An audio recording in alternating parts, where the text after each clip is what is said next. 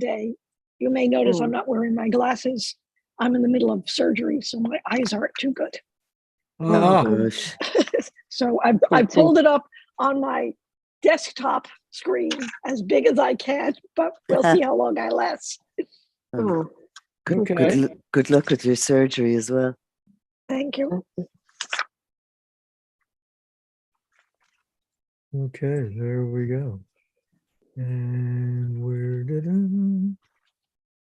the chat? Excellent. Okay.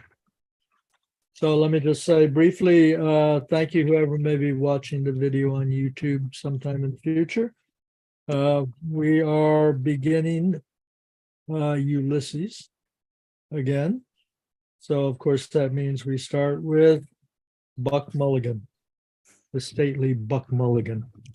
So thank you very much. Alrighty.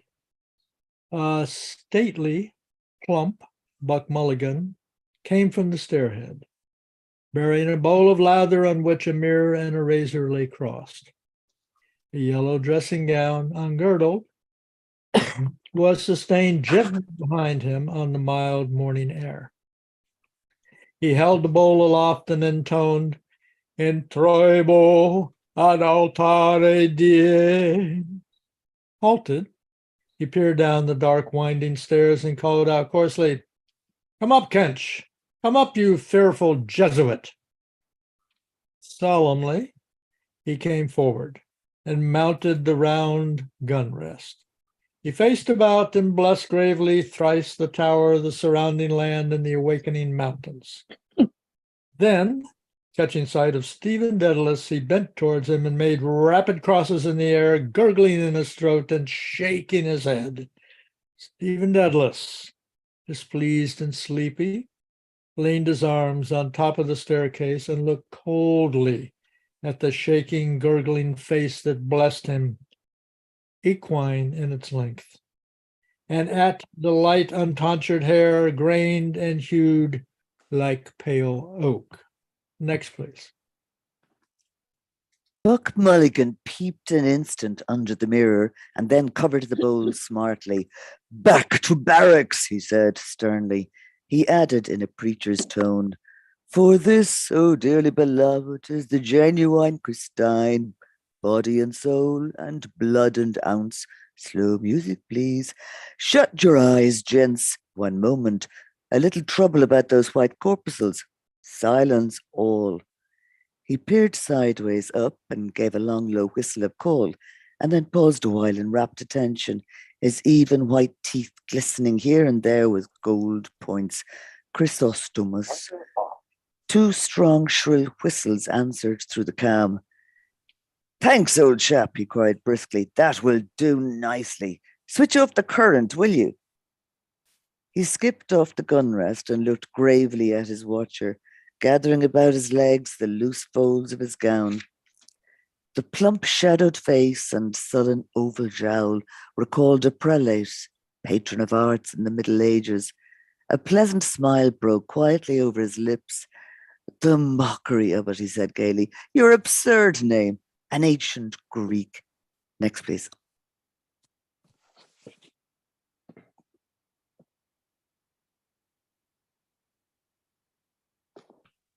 You're muted, Lewis.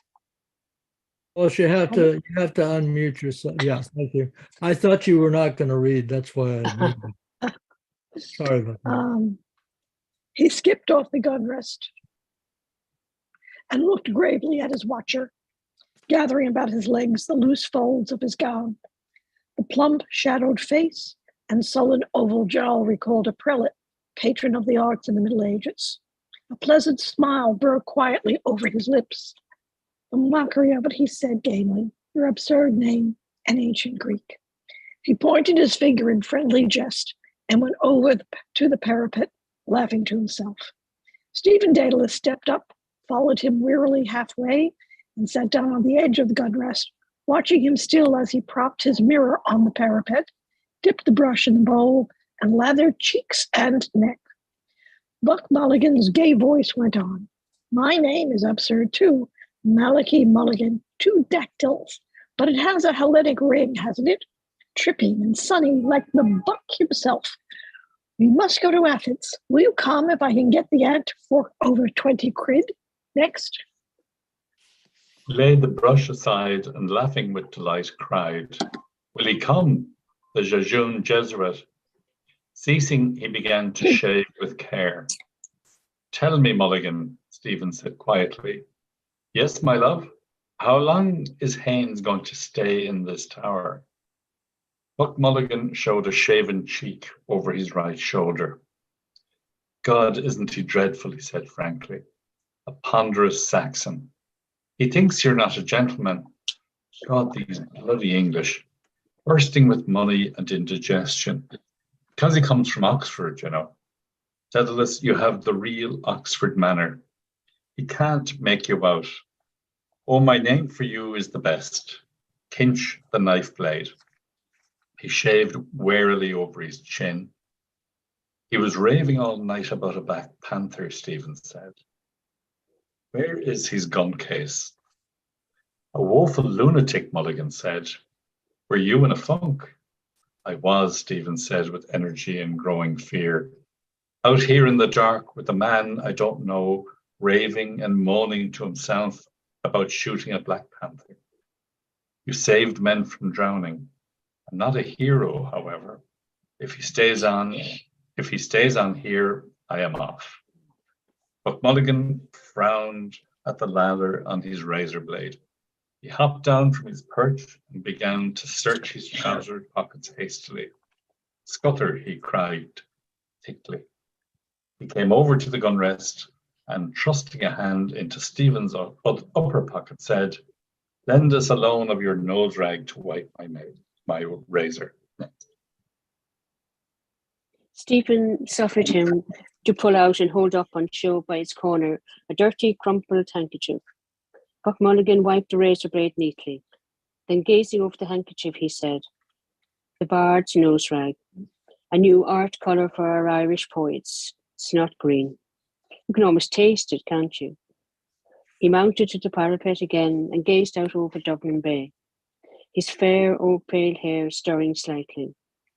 "God," he said quietly, "isn't the sea, what Algie calls it, a grey sweet mother? The snot green sea, the scrotum tightening sea, epi onima ponton." Ah, Daedalus, the Greeks. I must teach you. You must read them in the original. Talata, talata. She is our great sweet mother. Come and look. Stephen stood up and went over to the parapet. Leaning on it, he looked down on the water and on the mail boat clearing the harbour mouth of Kingstown. "Our mighty mother," Buck Mulligan said. He turned abruptly, his great searching eyes from the sea to Stephen's face. "The aunt thinks you killed your mother," he said. "That's why she won't let me have anything to do with you." "Someone killed her," Stephen said gloomily. "You could have knelt down, damn it, Kinch, when your dying mother asked you," Buck Mulligan said. "I'm hyperborean as much as you, but think of your mother begging you with her last breath to kneel down and pray for her, and you refused. There was something sinister in you." He broke off and lathered again lightly his father cheek. A tolerant smile curled his lips. Next, please.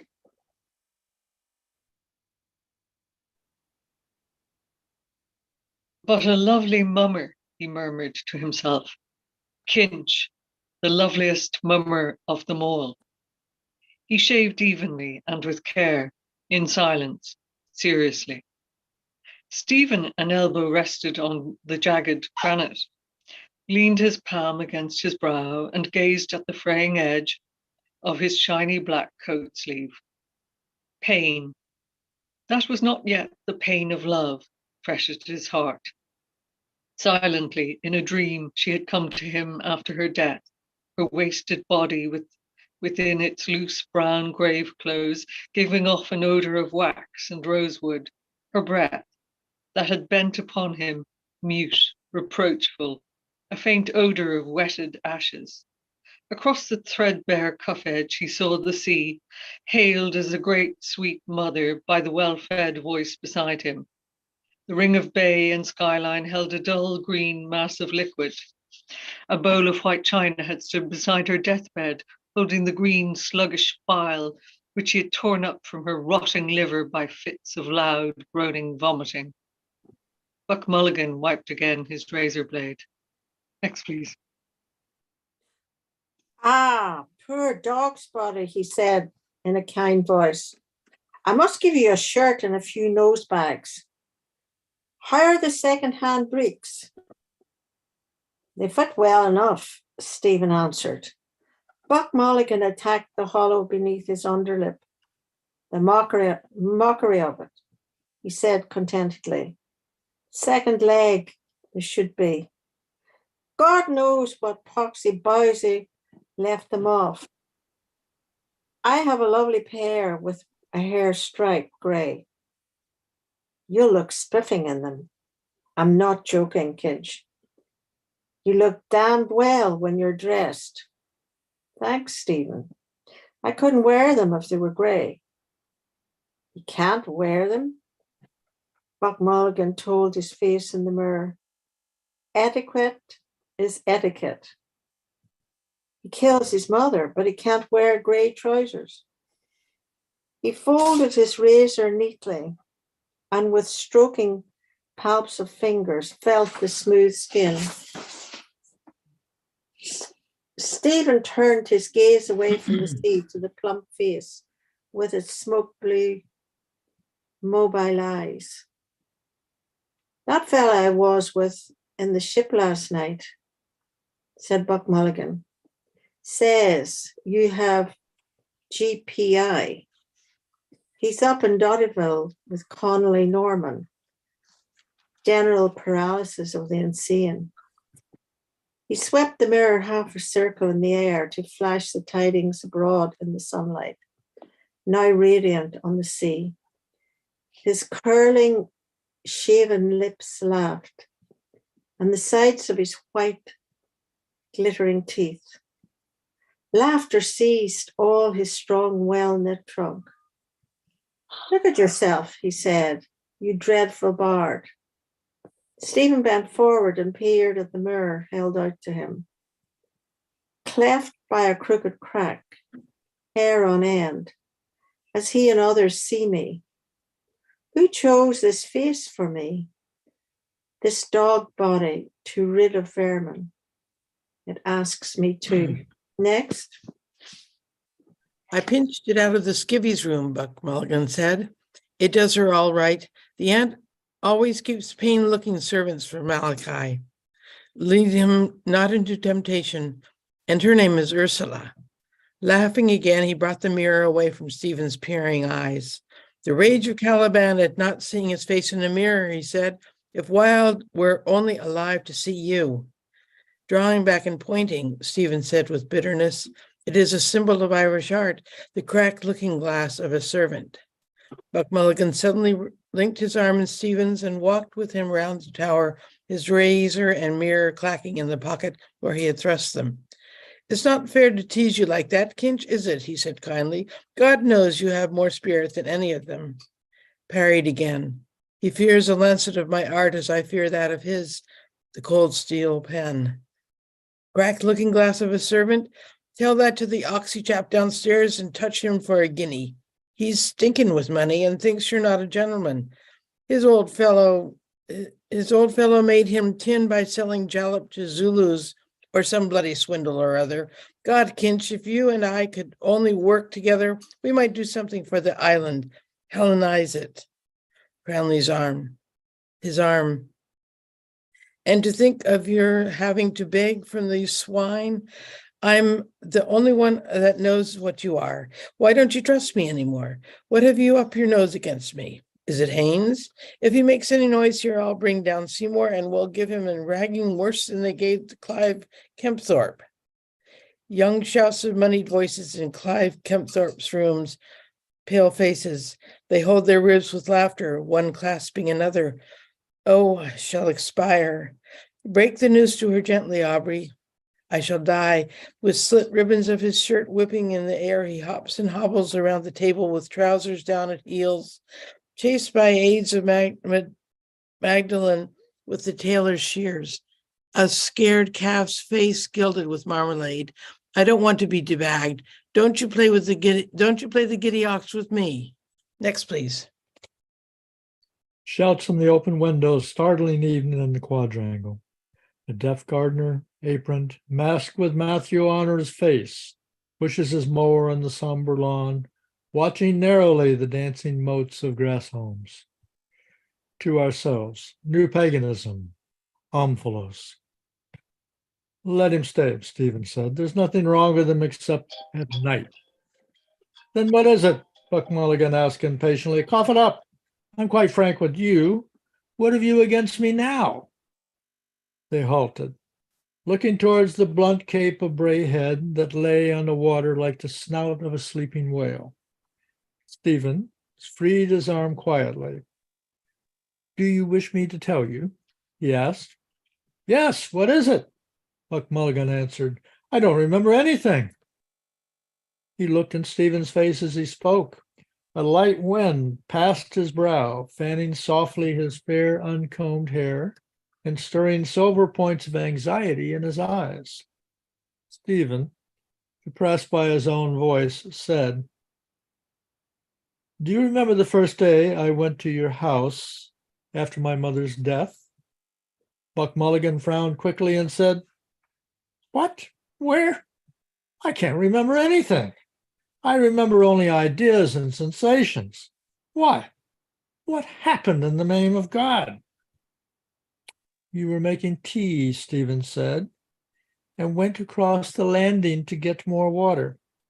Your mother and some visitor came out of the drawing room. She asked you who was in your room. Yes, Buck Mulligan said. What did I say? I forget. You said, Stephen answered, Oh, it's only Daedalus whose mother is beastly dead. Next, please. A flush which made him seem younger and more engaging rose to Buck Mulligan's cheek. Did I say that? He asked. Well, what harm is that? He shook his constraint from him nervously. And what is death? He asked. Your mother's or yours or my own? You saw only your mother die. I see them pop up every day, the Mater and Richmond, and cut up into tripes in the dissecting room. It's a beastly thing and nothing else. It simply doesn't matter. You wouldn't kneel down to pray for your mother on her deathbed when she asked you. Why? Because you have the cursed Jesuit strain in you, only it's injected the wrong way. To me, it's all a mockery and beastly. Her cerebral lobes are not functioning. She calls the doctor Sir Peter Diesel and picks buttercups off the quilt. Humour her till it's over.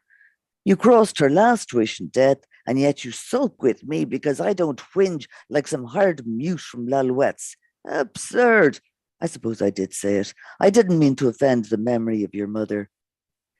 He had spoken himself into boldness. Stephen, shielding the gaping wounds which the words had left in his heart, said very coldly, I am not thinking of the offence to my mother. Of what then, Buck Mulligan? Of the offence to me, Stephen answered. Next.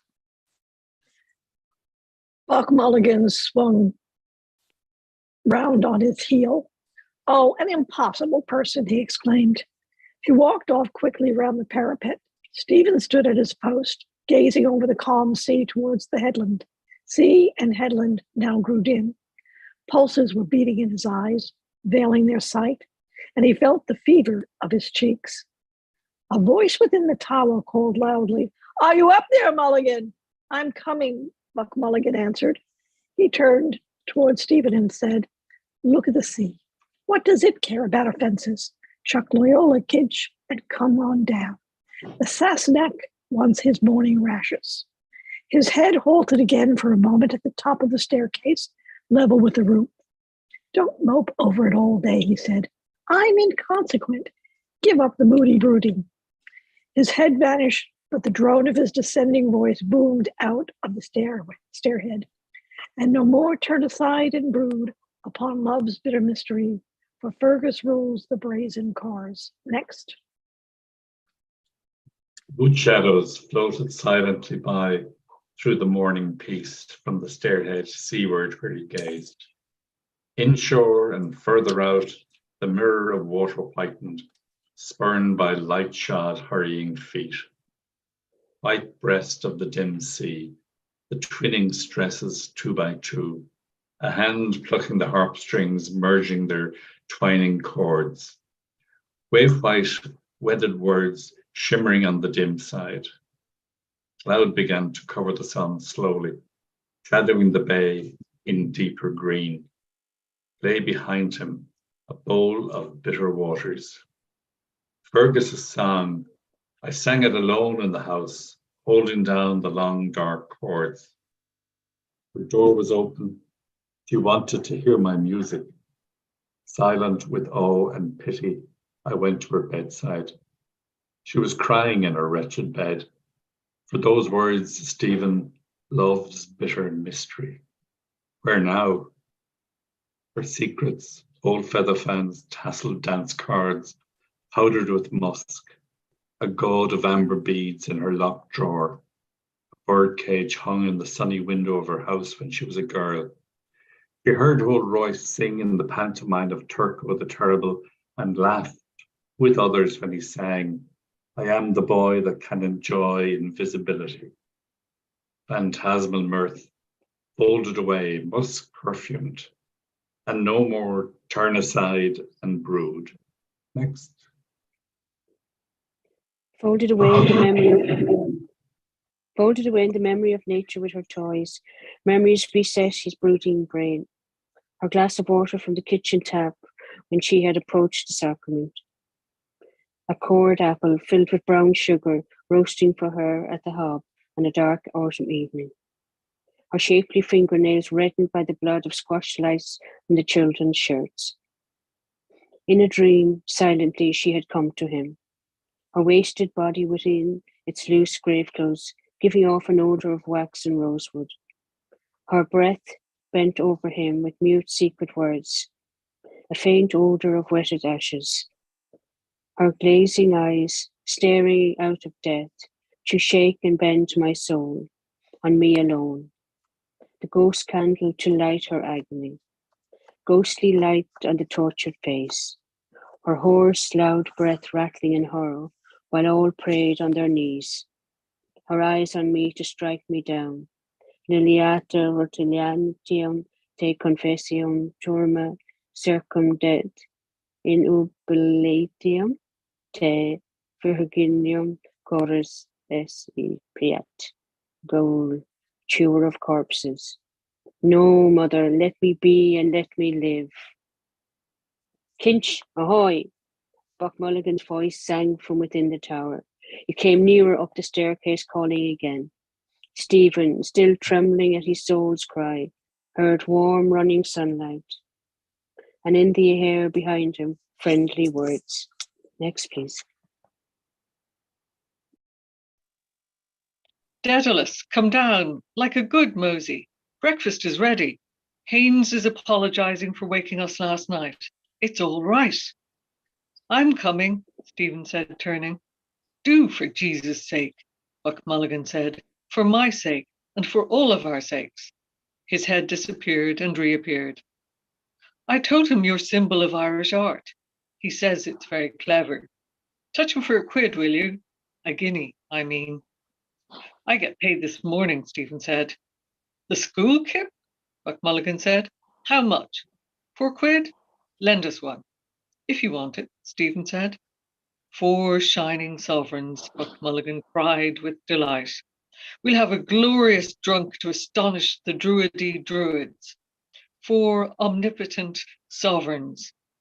He flung up his hands and tramped down the stone stairs, singing out of tune with a Cockney accent. Oh, won't we have I can't do a Cockney accent. Oh, won't we have a merry time, drinking whiskey, beer and wine on Coronation Day. Oh, won't we have a merry time on Coronation Day. Next, please. Warm sunshine merrying over the sea. The nickel shaving bowl shone, forgotten on the parapet. Why should I bring it down? Or leave it there all day? Forgotten friendship. He went over to it, held it in his hands a while, feeling its coolness, smelling the clammy slaver of the lather in which the brush was stuck. So I carried the boat of ensigns then at Clongowes. I am another now, and yet the same, a servant to, a server of a servant. In the gloomy, doomed living room of the tower, Buck Mulligan's gowned form moved briskly to and fro about the hearth, hiding and revealing its yellow glow. Two shafts of soft daylight fell across the flagged floor from the high barbicans, and at the meeting of their rays, a cloud of coal smoke and fumes of fried grease floated, turning. We'll be choked, Buck Mulligan said. Haynes, open that door, will you? Stephen laid the shaven bowl on the locker. A tall figure rose from the hammock where it had been sitting, went to the doorway and pulled open the inner doors. Have you a key? A voice asked. Dedalus has it, Buck Mulligan said. Jeannie Mac, I'm choked. He howled without looking up from the fire. Kinch! It's in the lock, Stephen said, coming forward. The key scraped around harshly twice, and when the heavy door had been set ajar, welcome light and bright air entered. Haynes stood at the doorway looking out. Stephen hailed his upended valise to the table and sat down to wait. Buck Mulligan tossed the fry onto the dish beside him. Then he carried the dish and a large teapot over to the table, set them down heavily, and sighed with relief. Next. I'm melting, he said, as the candle remarked but hush, not a word more on that subject. Kinch, wake up. Bread, butter, honey. Haynes, come in. The grub is ready. Bless us, O Lord, and these thy gifts. Where's the sugar? Oh, Jay, there's no milk. Stephen fetched the loaf and the pot of honey and the butter cooler from the locker. Buck Mulligan sat down in a sudden pet. What sort of kip is this? He said. I told her to come after 8. We could drink it black, Stephen said thirstily. There's a lemon in the locker. Oh, damn you and your Paris fads, Buck Mulligan said. I want Sandy Cove milk. Hames came in from the doorway and said quietly, the woman is coming up with the milk. The blessings of God on you, Buck Mulligan cried, jumping up from his chair. Sit down, pour out the tea there. The sugar's in the bag. Here, I can't go fumbling at the damned eggs. He hacked through the fry on the dish and slapped it out on 3 plates, saying, In nomine Patris et Filii et Spiritus Sancti. Haynes sat down to pour out the tea. I'm giving you 2 lumps each, he said. But I say, Mulligan, you do make a strong tea, don't you? Buck Mulligan, hewing thick slices from the loaf, said in an old woman's wheedling voice, When I makes tea, as old Mother Grogan said. And when I makes water, I makes water. By Jove, it is tea, Haynes said. Buck Mulligan went on hewing and wheedling. So do I, Mrs. Cahill, says she. Begob, ma'am, says Mrs. Cahill. God send you don't make them in the one pot. He lunged towards his messmates and turned a thick piece of bread impaled on his knife. That's folks, he said very earnestly, for your book, Haynes. 5 lines of text and 10 pages of notes about folks and the fish gods of Dundrum. Printed by the Weird Sisters in the year of the big wind. He turned to Stephen and asked in a fine, puzzled voice, lifting his brows, Can you recall, brother, is Mother Grogan's tea and water pot spoken of in the Mabinogion, or is it in the Upanishads? I doubt it, said Stephen gravely. Next, please. Do you now? Buck Mulligan said in the same tone. Your reasons, pray? I fancy, Stephen said as he ate, it did not exist in or out of the Mabinogion. Mother Grogan was, one imagines, a kinswoman of Mary Ann. Buck Mulligan's face smiled with delight. Charming, he said in a phonetically sweet voice. showing his white teeth and blinking his eyes pleasantly. Do you think she was? Why, charming. Then, suddenly overclouding all of his features, he growled in a hoarsened, rasped voice as he hewed again vigorously at the loaf. For old Mary Ann, she doesn't give a damn, but hissing up her petticoats. He crammed his mouth with fry and munched and droned. The door was darkened by an entering form. The milk, sir. Come in, madam, Mulligan said. Kinch, get the jug. An old woman came forward and stood by Stephen's elbow. That's a lovely morning, sir, she said. Glory be to God. To whom? Mulligan said, glancing. Ah, to be sure. Stephen reached back and took the milk jug from the locker. The islanders, Mulligan said to Haynes casually, speak frequently of the collector of prepuces. How much, sir? Asked the old lady. A quart, Stephen said. He watched her pour into the measure and thence into the jug rich white milk, not hers. Old sunken paps. She poured again a measureful and a tilly. Old and secret she had entered from a morning world, maybe a messenger. She praised the goodness of the milk, pouring it down. Crouching by a patient cow at daybreak in the lush field, a witch on her toadstool, her wrinkled fingers quick at the squirting dugs. They lowed about her whom they knew. Dew silky cattle, silk of the kind, and poor old woman, names given to her in old times. A wandering crone, lowly form of an immortal, serving her conqueror and her gay betrayer. Their common cock-queen, a messenger from the secret morning, to serve or to be upbraid, whether he could tell not, but scorn to beg her favor. Next, please. It is indeed, ma'am, Buck Mulligan said, pouring milk into their cups. Taste it, sir, she said. He drank at her bidding. If we could only live on good food like that, he said to her somewhat loudly, we wouldn't have the country full of rotten teeth and rotten guts, living in a bog swamp, eating cheap food, and the streets paved with dust, horse dung, and consumptive spits. Are you a medical student, sir? The old woman asked.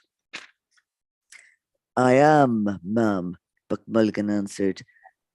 Stephen listened in scornful silence. She bows her old head to a voice that speaks to her loudly, her bone setter, her medicine man. Me she slights.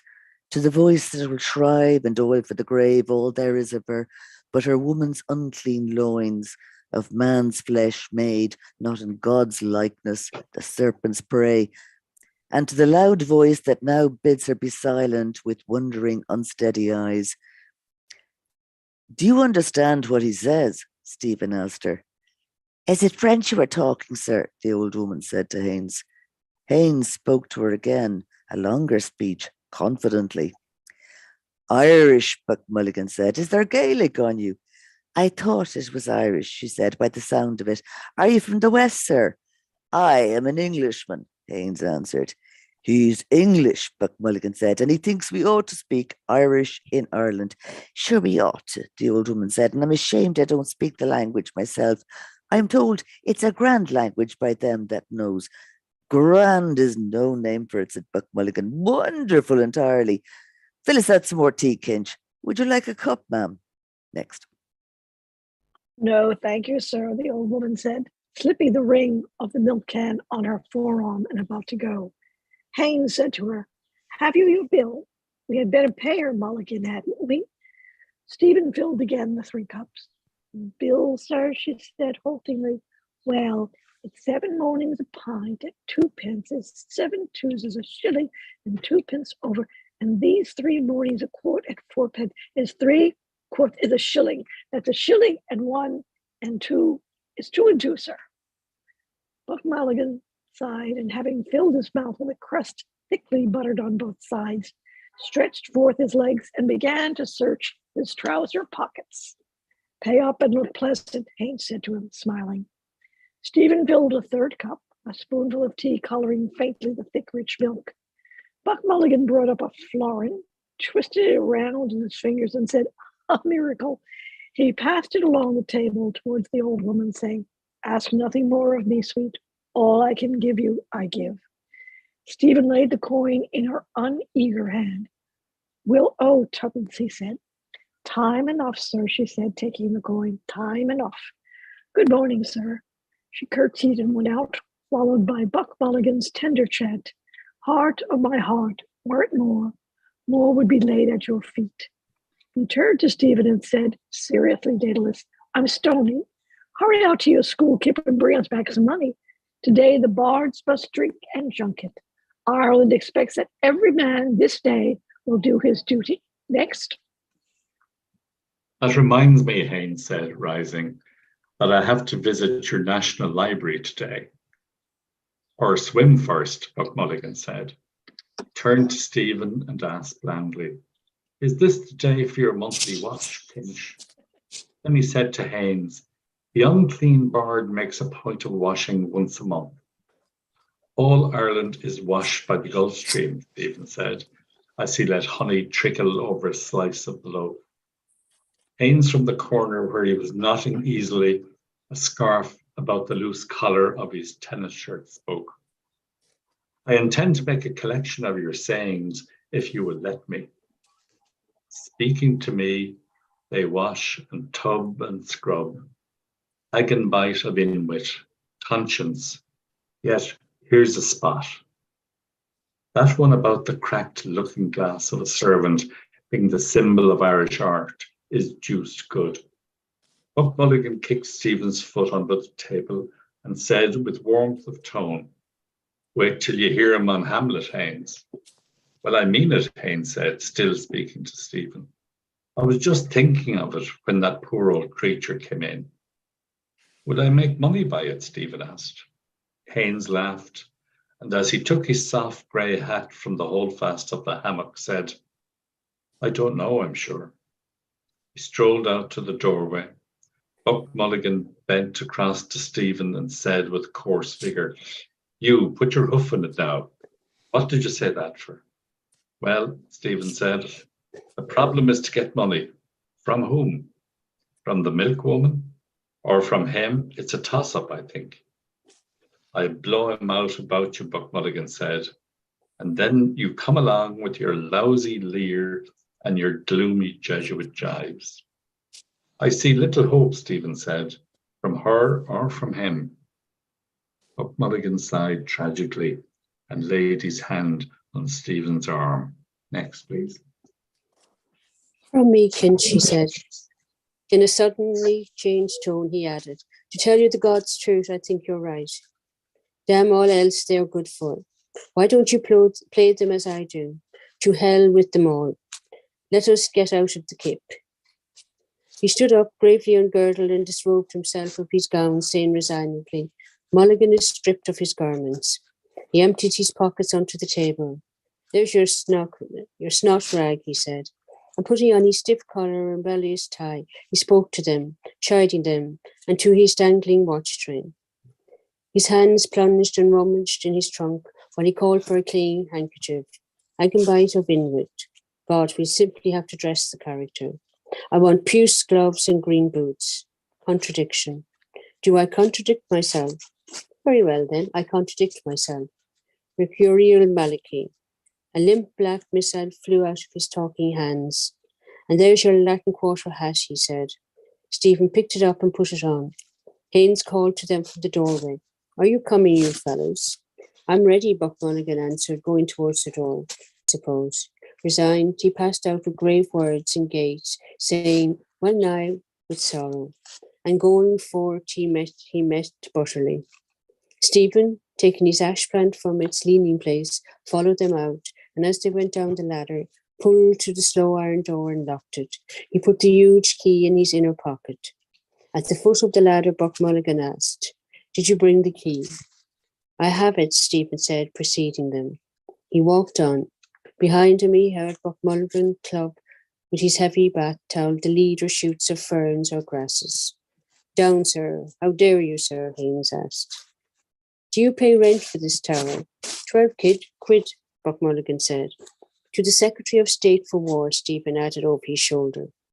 Next, please. They halted while Haines surveyed the tower and said at last, rather bleak in winter time, I should say. Martello, you call it? Billy Pitt had them built, Buck Mulligan said, when the French were on the sea. But ours is the Omphalos. What's your idea of Hamlet? Haines asked Stephen. No, Buck Mulligan shouted in pain. I'm not equal to Thomas Aquinas and the 55 reasons he has made to prop it up. Wait till I have a few pints in me first. He turned to Stephen, saying as he pulled down neatly the peaks of his primrose waistcoat, you couldn't manage it under 3 pints, Kinch, could you? It has waited so long, Stephen said listlessly. It can wait longer. You pique my curiosity, Haines said amiably. Is it some paradox? Pooh, Buck Mulligan said. We have grown out of wild and paradoxes. It's quite simple. He proves by algebra that Hamlet's grandson is Shakespeare's grandfather, and that he himself is the ghost of his own father. What? Haines said, beginning to point at Stephen. He himself? Buck Mulligan slung his towels stole-wise round his neck, and bending in loose laughter, said to Stephen's ear, "O shade of Kinch the elder, Japhet in search of a father." We're always tired in the morning, Stephen said to Haines, and it is rather long to tell. Buck Mulligan, walking forward again, raised his hands. Next, please. The sacred pint alone unbind the tongue of Daedalus, he said. I mean to say, Haines explained to Stephen as they followed, this tower and these cliffs here remind me somehow of Eleanor, that beetles o'er his base into the sea, isn't it? Buck Mulligan turned suddenly for an instant towards Stephen. He did not speak. In the bright, silent instant, Stephen saw his own image in the cheap, dusty morning between their gay attires. It's a wonderful tale, Haines said, bringing them to halt again. Eyes pale as the sea, the wind had freshened paler, firm and prudent. The sea's ruler, he gazed southwards over the bay, empty save for the smoke plume of the mailboat, vague on the bright skyline, and a sail tacking by the Muglins. I read a theological interpretation of it somewhere. He said, bemused. The Father and the Son idea, the Son striving to be atoned with the Father. Buck Mulligan at once put on a blithe, broadly smiling face. He looked at them. His well-shaped mouth opened happily, his eyes, from which he had suddenly withdrawn all shrewd sense, blinking with mad gaiety.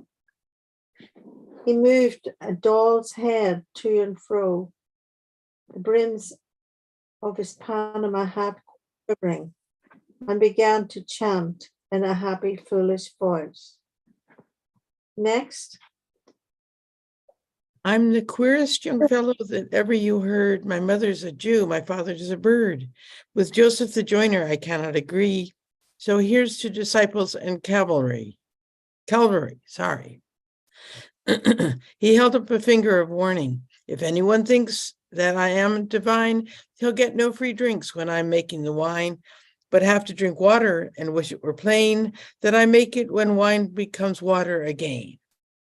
He tugged swiftly at Stephen's ash plant in farewell, and running forward to the brow of the cliff, fluttered his hands at his sides like fins or wings of one about to rise in the air. and chanted, "Goodbye now, goodbye, write down all I said, and tell Tom, Dick, and Harry I rose from the dead. What's bred in the bone cannot fail me to fly, and Olivet's breezy. Goodbye now, goodbye." He capered before them down towards the 40-foot hole, fluttering his wing-like hands, leaping nimbly, Mercury's hat quivering in the fresh wind that bore back to them his brief bird-sweet cries. Haynes, who had been laughing guardedly, walked on beside Stephen and said, "We oughtn't to laugh, I suppose. He's rather blasphemous. I'm not a believer myself, that is to say. Still, his gaiety takes the harm out of it somehow, doesn't it? What did he call it? Joseph the Joiner?" "The Ballad of Joking Jesus," Stephen answered. "Oh," Haynes said, "you've heard it before?" "3 times a day after meals," Stephen said dryly. "You're not a believer, are you?" Haynes asked. "I mean a believer in the narrow sense of the word, creation from nothing and miracles and a personal God." "There's only one sense of the word, it seems to me," Stephen said. Haynes stopped to take out a smooth silver case in which twinkled a green stone. He sprang it open with his thumb and offered it. "Thank you," Stephen said, taking a cigarette.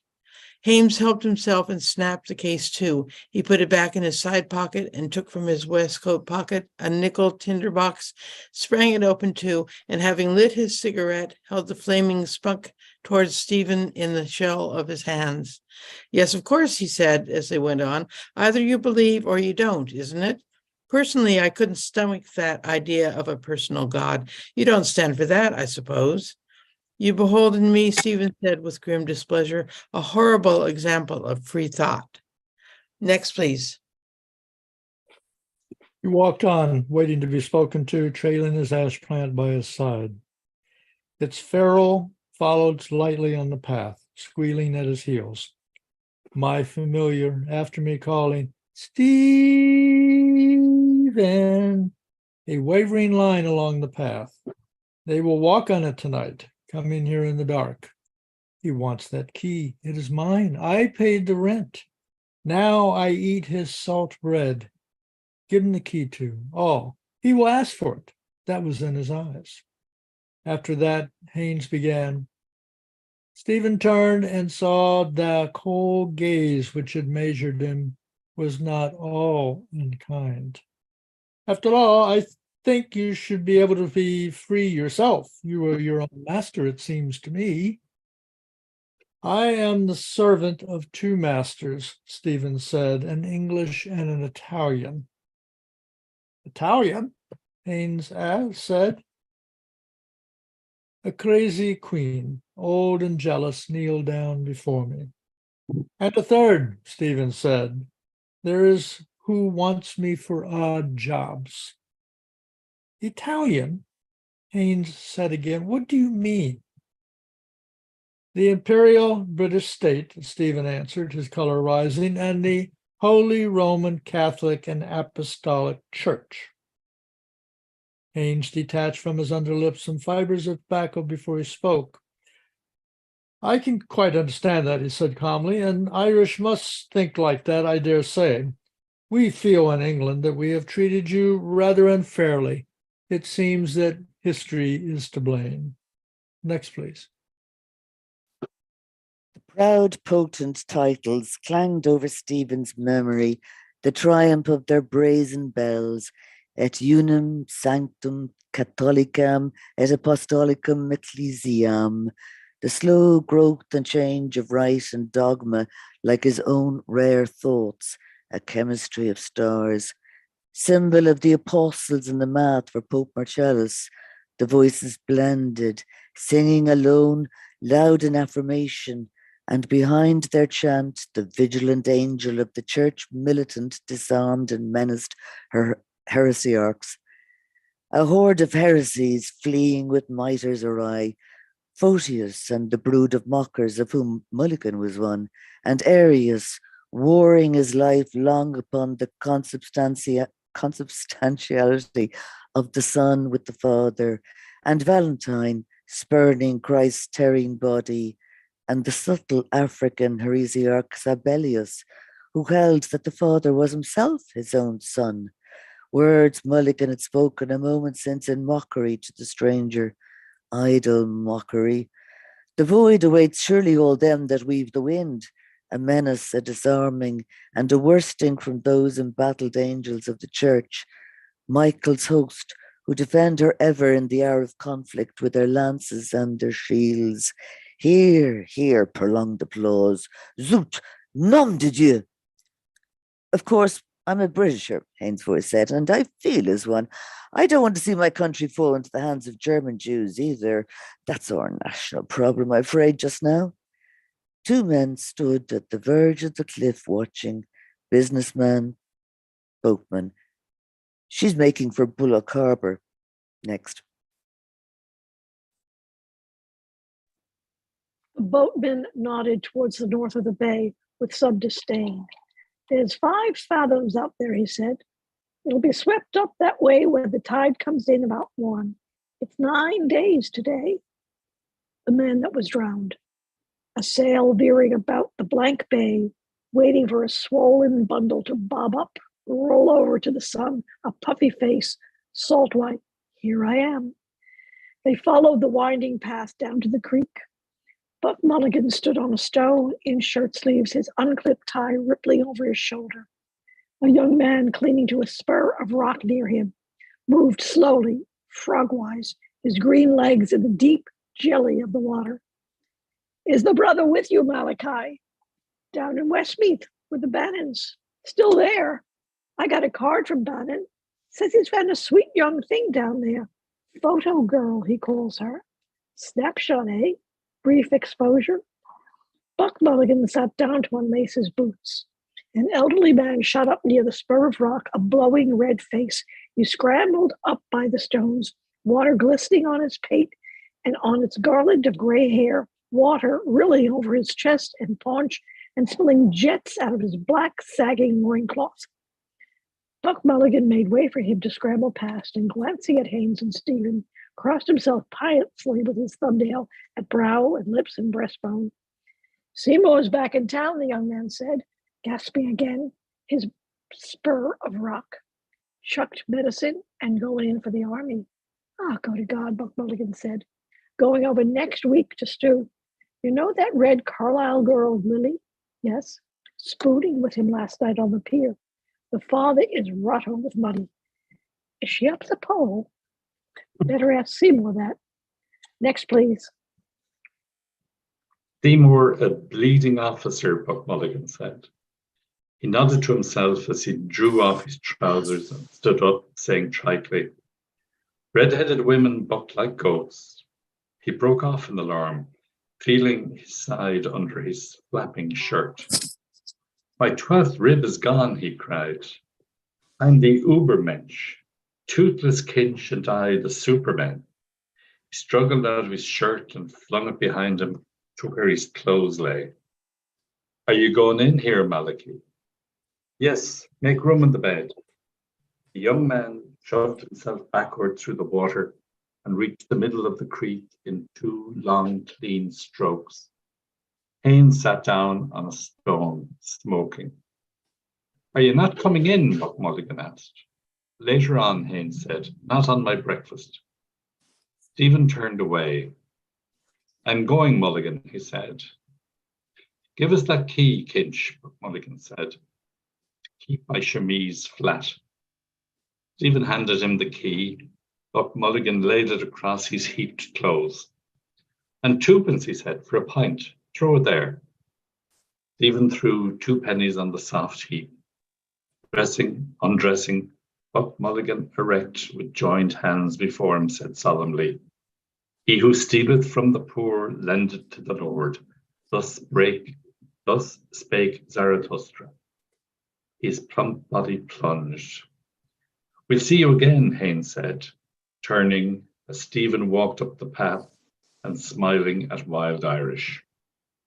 Horn of a bull, hoof of a horse, smile of a Saxon. The ship, Buck Mulligan cried, 12:30. Good, Stephen said. He walked along the upward curving path.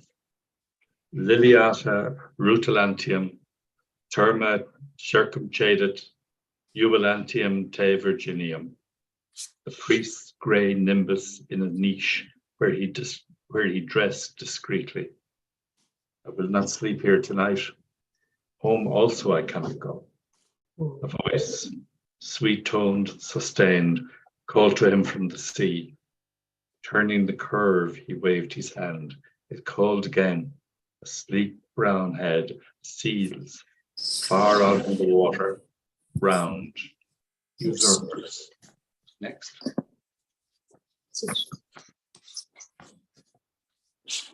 We just completed the chapter, as you know, and it's so close to 2:00 that I think we should stop here and have a discussion about it. I agree.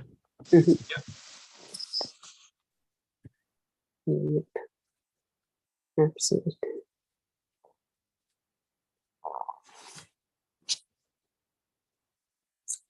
Mm. Okay.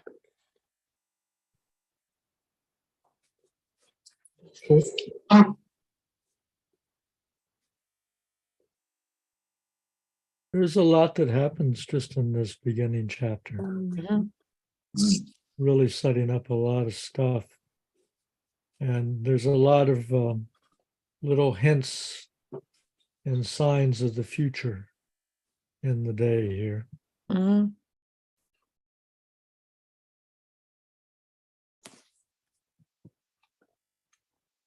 Yes. Let's have a look.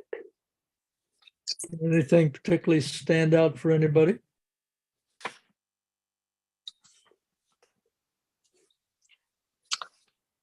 I thought the word snot green stuck with me.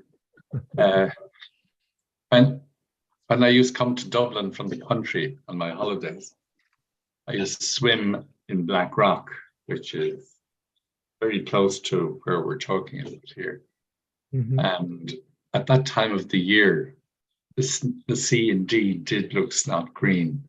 It's a wonderful description of the color of the sea. And if my memory serves, he used that word at the end of Portrait of an Artist as well. Am I right in saying that? I can neither confirm nor disconfirm at this time.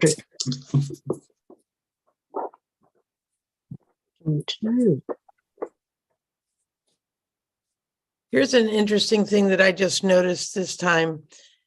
I can't give you a page, but pay up and look pleasant, Haynes said to him, smiling. And I remember I noticed that, yeah. Bill Kennedy saying that when we read UP up, he said Irish pronounce P as pay, and it might be you pay up. So that's a precursor to that. I don't know. I've never heard anybody else say that, but no.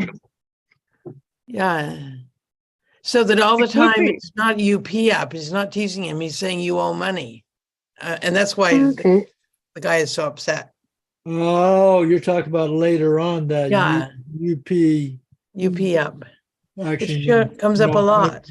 Huh. Okay. But here it is, just a hint of it right here. And do you not find it curious that Hayne is the one who brings up the idea of paying the milk lady? I mean, Haynes is obviously the one person in the tower that has money. Yes. And so and you know, and he's the one who's telling Buck Mulligan to pay the old lady. Yes. Well, there's lots of stuff right in there. And it's almost, a couple of things came to my mind. One is that the old woman already knows that she wasn't going to get any money that day because, this was payday, and she knew that if anybody had any money, it would be someone who got paid that day. So I think that's part of it. Mm-hmm. And then once again, the fact that Haynes is really a twit. He's really a twit. He gets up in the middle of the night, takes out his gun, shoots an imaginary panther.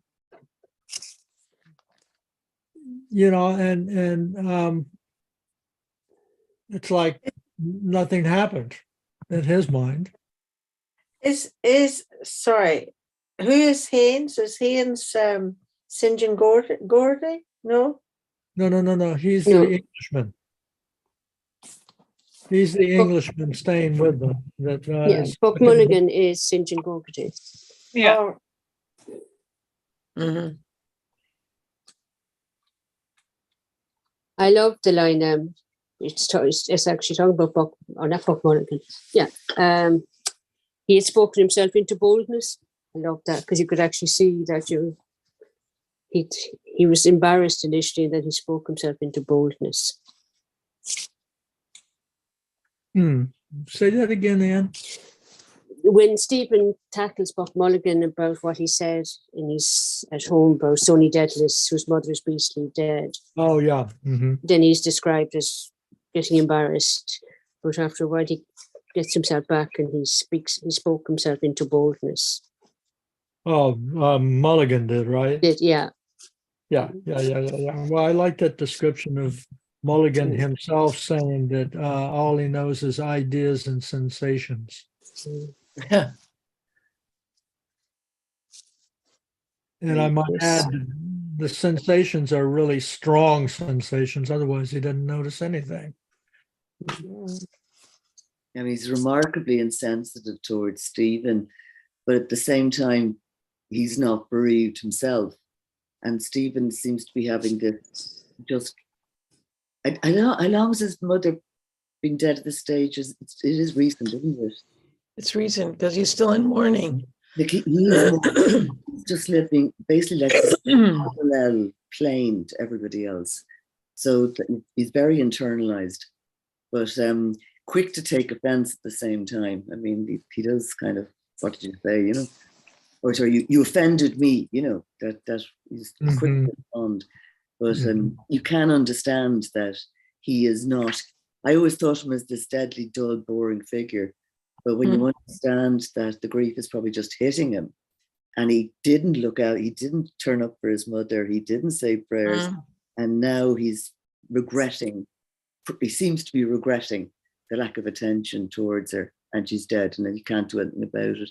There's something about, I think, about the seal at the end. The seal. I mean, isn't there something in mythology that they can represent the dead as well, or the half-life, or fairies or something? It's just something that crossed my mind. I can't remember. But What's the Selkie? The song of the Selkie? That's ringing. Yeah. It only just occurred to me then, so I'm sorry, I haven't got any background to it, but Lois, that sounds right. You know, They take on human form. Yeah. And if you hide their skin, they can't go back to the sea. oh, that's sad. But there's also symbolism in the panther itself. And I cannot tell you exactly what it is, but it has to do with I have to look it up. This was something that happened in a discussion group I was in last night about Panthera. And it has to do with wide views. Pan meaning like pandemic, panopticon, so it's all sorts of wideness. And Haynes gets up to shoot at the panther. And there's actually some symbolism that I can't tell you what it is. I can just tell you that there's a reason why it's a panther, and there's a reason why Haynes is the one who tries to kill the panther. Because you see something new each time, or something different each time you read it. You know, the words come to you and they stay, or little images stay with you much more in a different reading of the same episode. Yeah, well, if you look at what Haynes is doing, Haynes, he says, I would like to make a book of your sayings, meaning Irish sayings. So Haynes is one of these people who wants to collect culture and put it in a book, and then that's the end of it. It's just an academic exercise. He doesn't really see the blood and the heart of these traditions. Hmm. It's like he's down on the seashore collecting shells and doesn't understand that there were actually animals in the shells. It's kind of that sort of thing. At least that's one thing that came to me this time.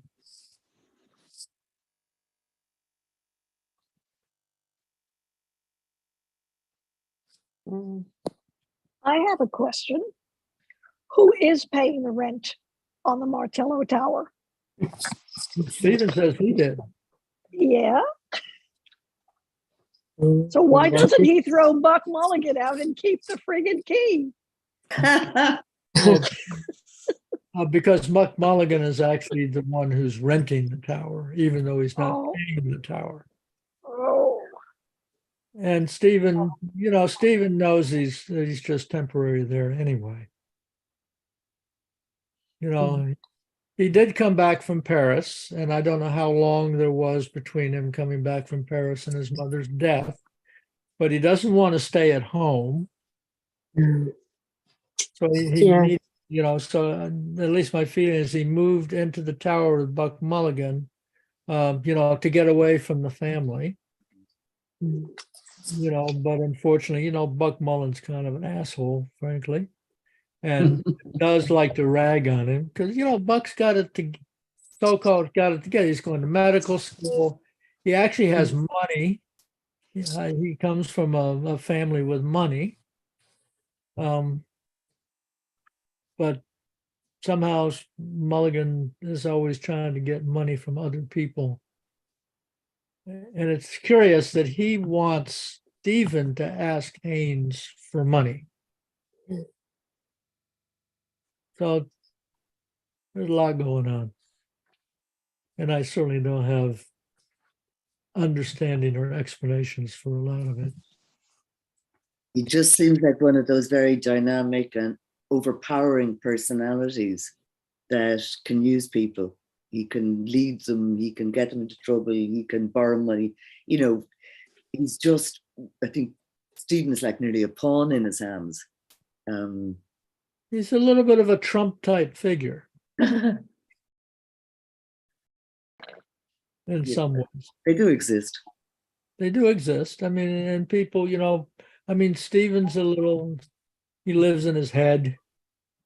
Although he actually perceives a lot more than Mulligan does. Yeah, I don't know.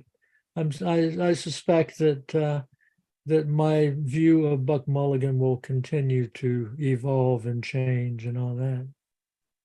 But I wanted to point out we have this thing about the sea, and we have Mulligan very early in it said where he's telling Stephen, we must learn Greeks. I must teach you. You must read them in the original. Thalata, Thalata, she is our great sweet mother. Come and look. And yet, not so long after that, the mother is going to deliver this dead body.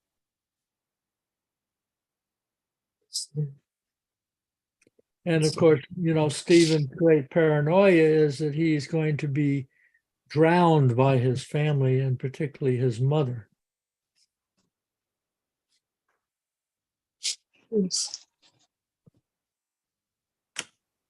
So Are Pantera a Brazilian heavy metal band? Does anyone know? I think they are. They're like a really famous Brazilian heavy metal band. So you were saying Panther, you were studying Panther. And I was trying to think of, Pan this.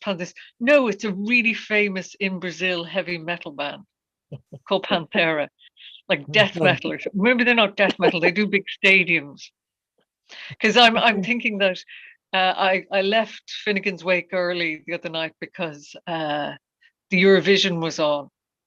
And if you're talking about, when you read a book like this and you don't know any Latin and you can't do accents and you don't know any other languages aside from English, you really feel the gap in European, you watch the Eurovision and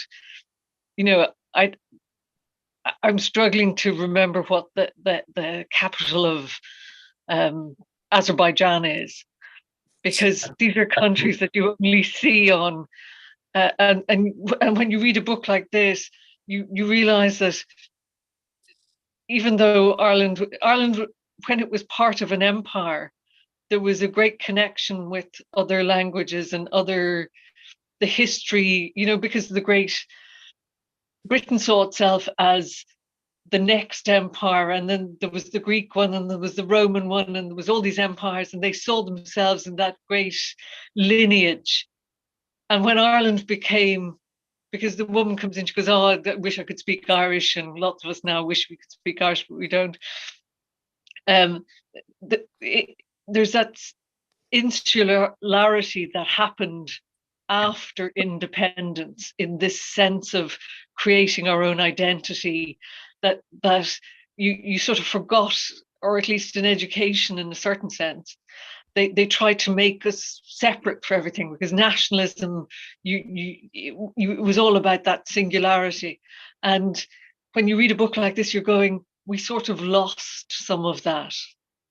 And now they're trying to bring it back with this pan-European thing. Anyway, blah, blah, blah. I've gone off on a tangent, sorry. Just on Pantera, Orla, it's an American heavy metal band from Arlington in Texas, formed in 1981. From Arlington, Texas, just up the road from me. You haven't heard of them, Duncan, no? No, I haven't. I will have to confess I'm not much into heavy metal. All right.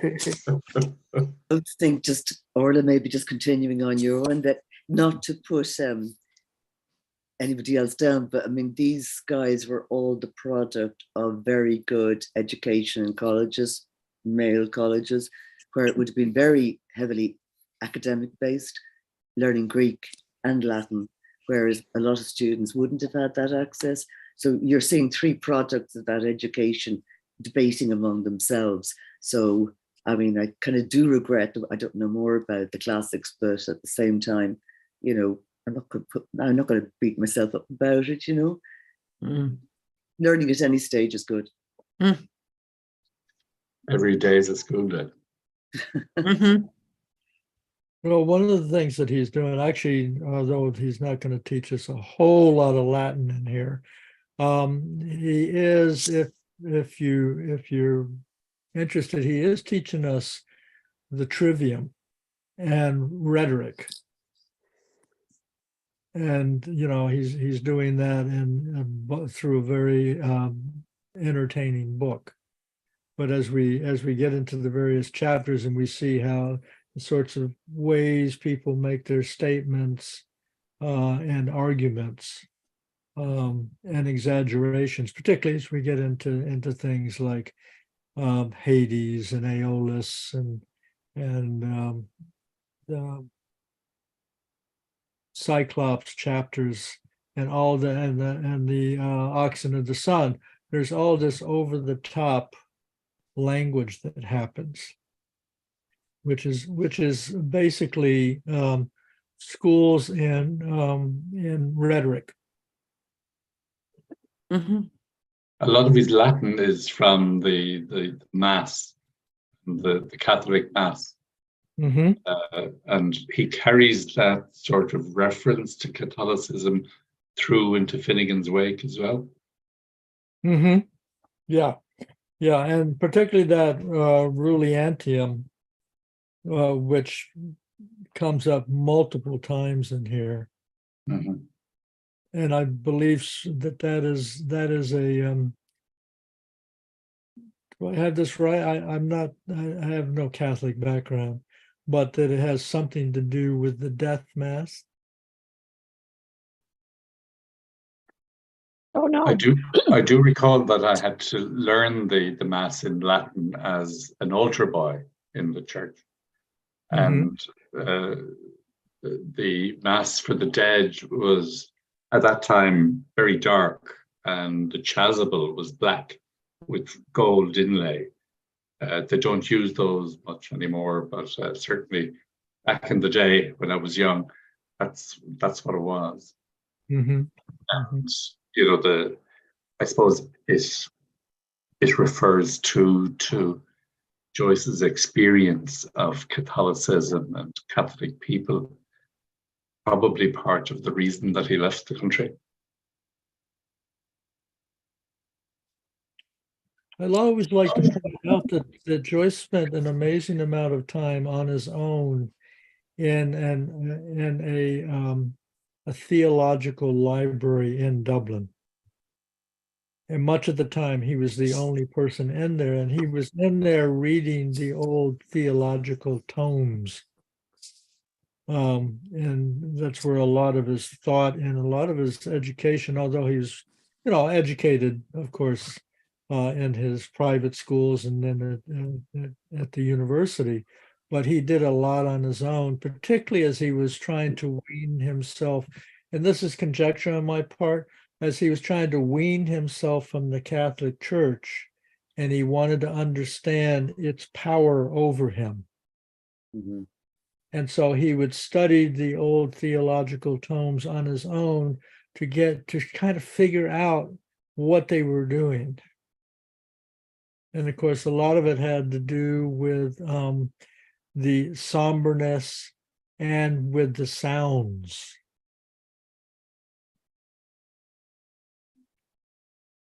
No.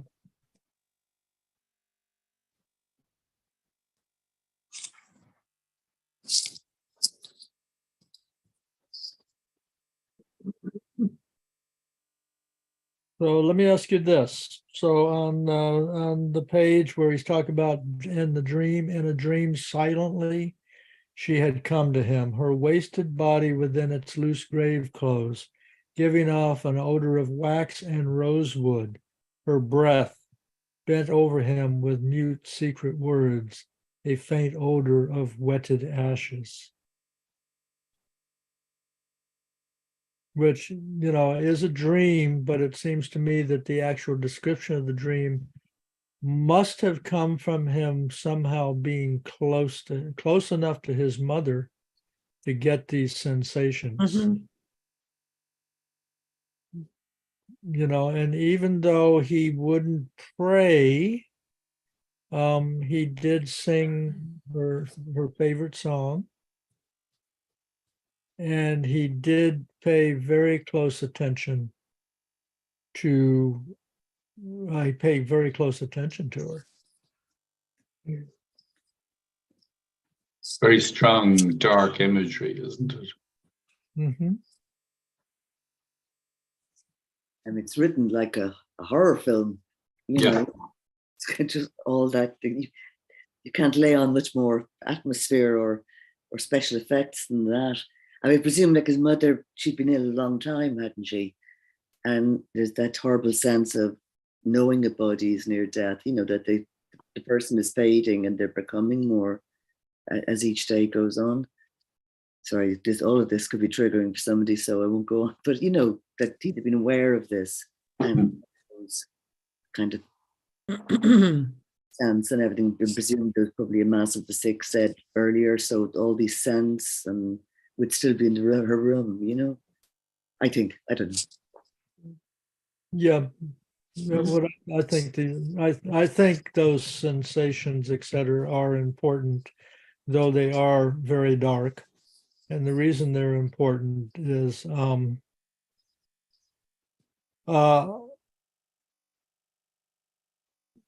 it helps us in being able to let go.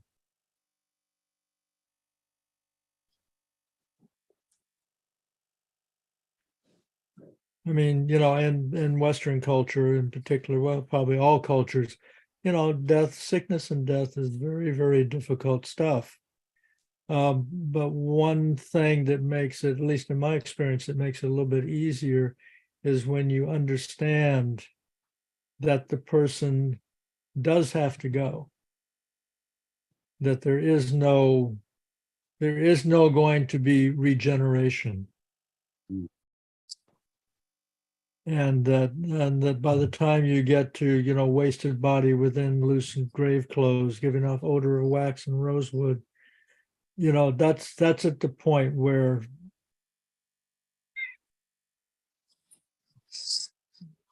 our ability to let go is increased.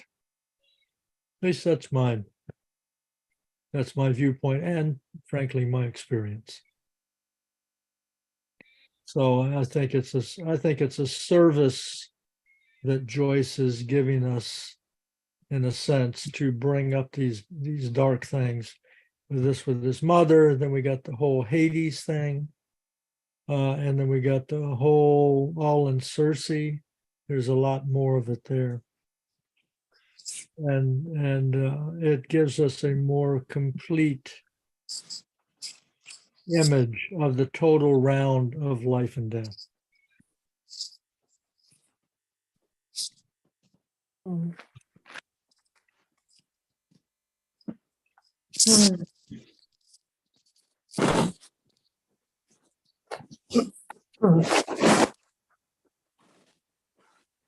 There's a neat little thing reference in it on a lighter note to Millie in Westmeath, the photo girl.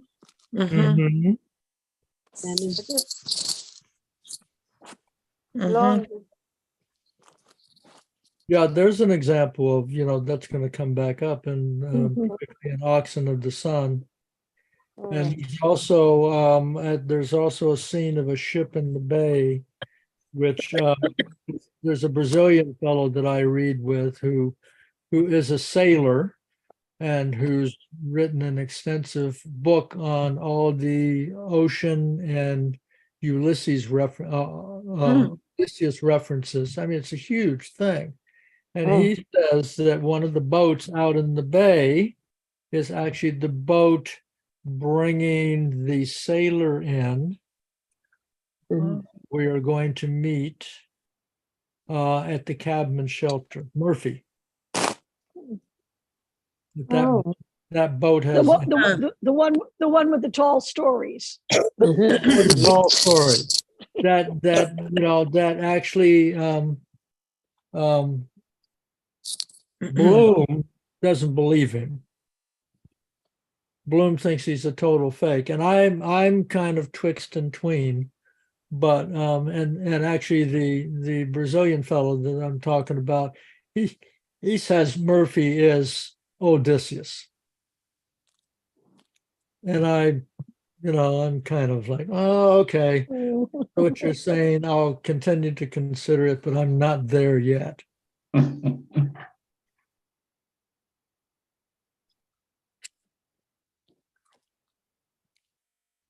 So he thinks that Murphy is Odysseus because he's telling tall tales. Yeah, just to check everybody out. Same as when he came back, he hid his true identity to see what was going on. Yeah, I'm not entirely sure of what his view is, but he does say that Murphy's tales are true tales, and that Murphy is a sailor and not just someone who likes to pretend to be a sailor. And I'm just like, okay, I'm listening. Yeah, probably could be a sailor, but that he just exaggerates his position and the amount of sailing that he's done, and people that he's met.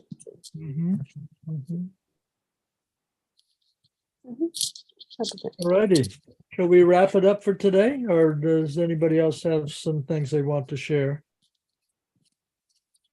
Well, just one quick thing. This is probably the fourth time I've read this episode. Not the fourth time I've read the book. So, first couple of times. And I'm finding it fascinating and being able to refer back to the things that I've read now with the other 15 chapters, etc.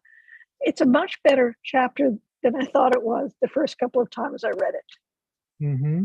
Oh, do you know, Lois, I was going to say the same thing because I find it really off-putting attempting to read Ulysses several times during my life. And this chapter really put me off, and I really enjoyed it this time and really got it. Yeah.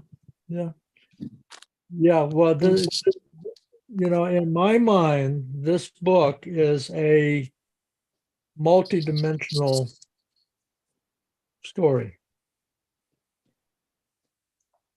And at the end of the book fleshes out the beginning. All parts in the book are continually reinforcing each other. And it gives it a lot more of a flesh and blood and life feeling to it. So, all right. Did you, anyone else, page 14. Fascinates me. This, just before just one thing I'd written down there. They're talking about Haynes collecting the stories and then that he will write the books. And he says, that folk, he said very earnestly, for your book, Haynes, 5 lines of text and 10 pages of notes about the folk and the fish gods of Dundrum, printed by the Weird Sisters in the year of the big wind. The Weird Sisters are Yeats's sisters. Mm-hmm. Yeah, and this is making direct fun of scholarly works, and particularly those by foreigners on another country's customs. Mm-hmm. But Yeats was actually very good to him. Yeats organized a pension for him when he needed money, and he's mocking his sisters. Anyway, that's all, Joyce. I believe that the actual character that Haynes is based on, who was, I believe, Anglo-Protestant, from an Anglo-Protestant family, and I believe that his father actually wrote a dictionary. Didn't ever heard that one. That he was a scholar. He was a philologist of some sort. I should go and look up that reference again, because I actually I think I found the father's book, on Kindle for like $1.49 or something. That it was so cheap, and it was actually a reference book anyway, that I decided, okay, I'll get that. And that the actual person who Haynes is based upon, that actual person committed suicide. Right. Oh dear. Eventually. Just quickly to go back to, sorry, Doug, just quickly to go back to Yeats. I mean, he was very supportive of Joyce, but he said a very strange thing about Ulysses. He said, it is perhaps a work of genius. Perhaps. Don't know what he meant by that. Yeah, well, that by the time Ulysses came out, Yeats was heavily into the spiritualism thing, and had already written his first edition. I forget what his big spiritual book. Yes, yeah. And he was really sailing in the clouds everywhere. That's quite something. Must have been good weed that he had. But wasn't it through his wife? Yeats, when you what? Yeah, George? his wife Georgie used to do the automatic writing. Yeah. Mm-hmm. But remember, he also got involved. I mean, to me, one of the wonderful things about Yeats is he actually resurrected William Blake. William Blake had been pretty much cast aside and forgotten. And there was actually Yeats, and I forget who the other person was, who resurrected a lot of William Blake's works and did notes on them. And then Yeats went off and did this spiritual book. I'm a little ashamed I can't remember what it was, but he put out 2 editions. And the second edition was considerably deeper and weirder than the first edition. And if you have time, I'll tell you the story about William Yeats and Aleister Crowley. Yep. Okay. So All right. So Yates was he was a white magic person. Hmm. He was heavily into white magic. And he said something about Aleister Crowley. And Aleister Crowley decided that he would go to Dublin and he would attack William Butler Yeats at the big meeting. And so they're having the big meeting, and Aleister Crowley showed up and was going to, give Yeats trouble. And Yeats and his team literally threw Aleister Crowley down the stairs.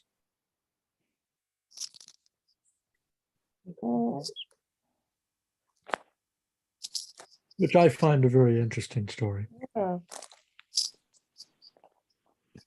I wonder if there's a word for being thrown down the stairs, like being thrown out a window. Being thrown out a window is defenestration. Can we come up with a word for being thrown down the stairs? Who knows? We'll have to get Scalier, the- something? Descalier? We'll have to get the Latin word for stairs, and we can then whatever it needs to be. The escalier. Okay, I think we will close down for today, and please, I look forward to next week when we will move on Great. to the Nestor chapter. And on we go. Thank you, Thanks, Conrad. everybody. Guys, have a good